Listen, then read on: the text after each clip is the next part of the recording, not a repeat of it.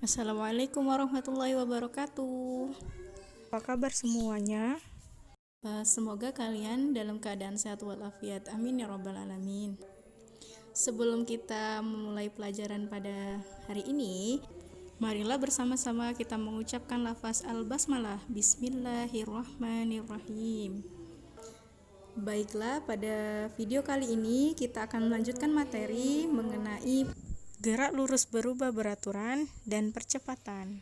Sebelum mulai belajar, Umi mau tanya dulu nih, siapa yang sering main sepeda? Nah, biasanya kalau main sepeda di jalanan menurun, apa yang terjadi?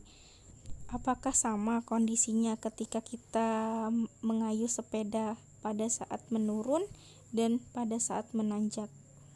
Tentu kita akan lebih mudah ketika jalannya menurun ya, karena tanpa dikayuh pun sepeda akan tetap berjalan. Untuk lebih jelasnya, kita akan bahas pada materi gerak lurus berubah beraturan. Jangan lupa catat poin-poin pentingnya ya. sebelumnya apa sih gerak lurus berubah beraturan itu? Jadi, gerak lurus berubah beraturan adalah gerak suatu benda pada lintasan yang lurus yang kecepatannya berubah secara tetap. Jadi, gerak benda pada lintasan yang lurus dengan kecepatan berubah. Misalnya, pada detik pertama kecepatannya 5 meter per sekon. Nah, pada detik kedua berubah kecepatannya, dipercepat menjadi 6 meter per sekon. Pada detik ketiga dipercepat lagi menjadi 7 meter per sekon. Jadi perubahannya tetap 1 meter per sekon setiap detik. Itulah yang dinamakan dengan gerak lurus berubah beraturan. Setelah kita mengetahui pengertiannya, sekarang kita pelajari mengenai contoh-contohnya.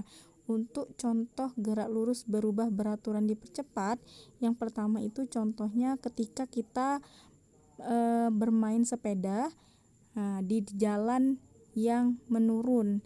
Nah, ketika kita hendak melewati jalan yang menurun tanpa dikayuh pun sepeda akan tetap berjalan dengan kecepatan yang bertambah, atau dengan kata lain geraknya dipercepat.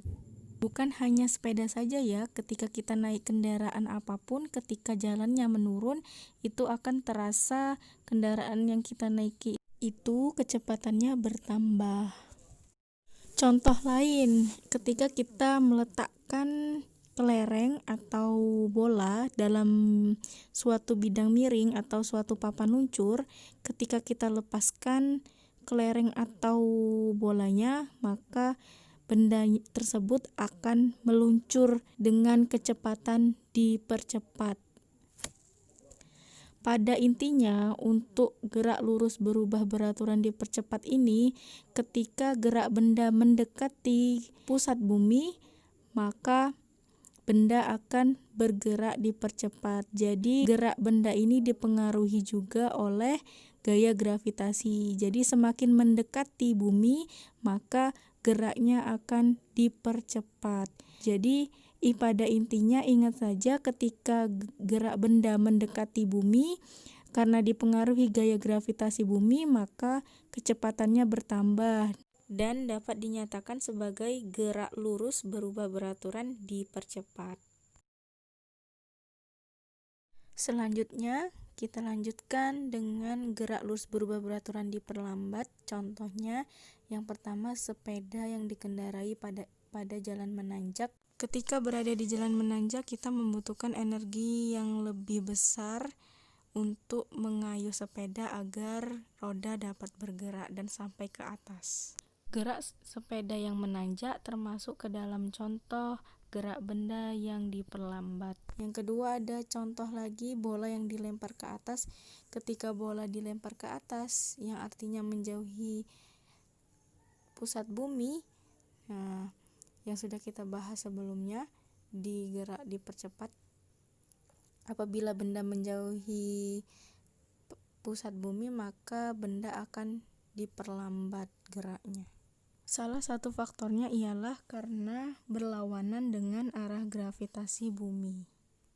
Baiklah anak-anak, itulah contoh-contoh gerak benda yang ada dalam kehidupan sehari-hari yang termasuk ke dalam gerak lurus berubah beraturan.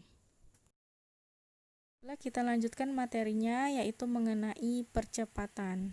Pertama-tama kita harus tahu dulu nih definisi percepatan itu apa.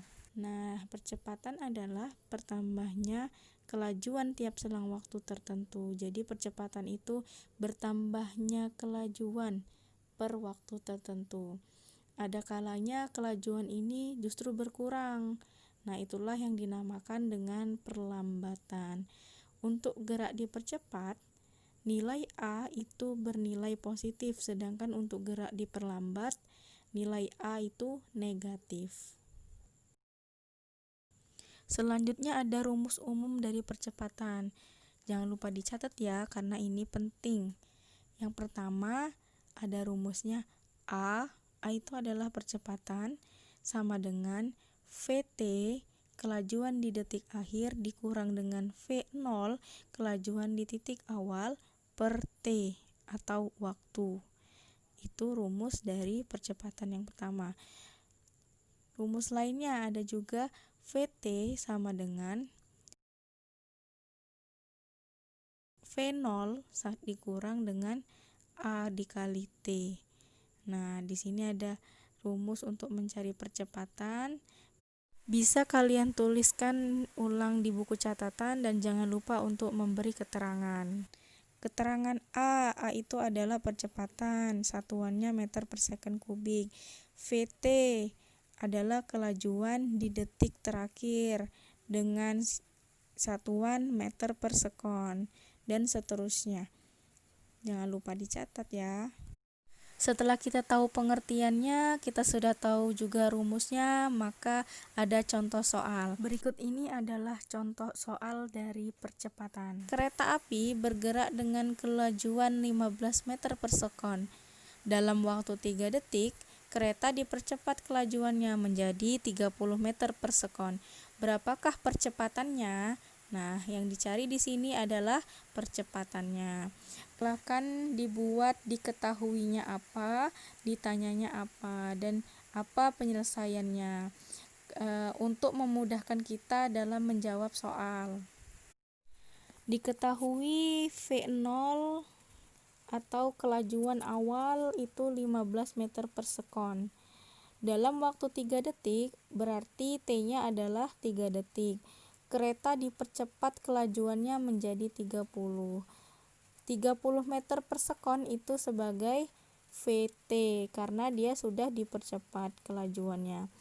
Nah, kita sudah tahu V0-nya berapa, VT-nya berapa, T-nya berapa. Yang ditanya adalah percepatan. Lanjutkan, masukkan rumusnya. Rumusnya A sama dengan VT dikurang V0 per T. Jadi A sama dengan 30 dikurang 15 per 3. Jadi 30 kurang 15 itu 15 ya. 15 dibagi 3, 5. Jadi percepatannya adalah 5 meter per sekon kuadrat. Kita sudah mengetahui definisinya, kita sudah mengetahui contoh soalnya, kita sudah mengetahui rumusnya. Nah, sekarang kita cobakan dengan latihan soal. Latihan soal ini berfungsi untuk melatih kalian supaya terbiasa dengan soal dan menyelesaikannya. Dan juga ketika kita mencoba untuk menyelesaikan soalnya sendiri, itu nanti akan terlihat kalau kita sudah paham atau belum. Ketika belum paham, silakan ditanyakan kembali. Silakan dikerjakan di buku IPA-nya ya, boleh buku IPA latihan atau buku IPA catatan.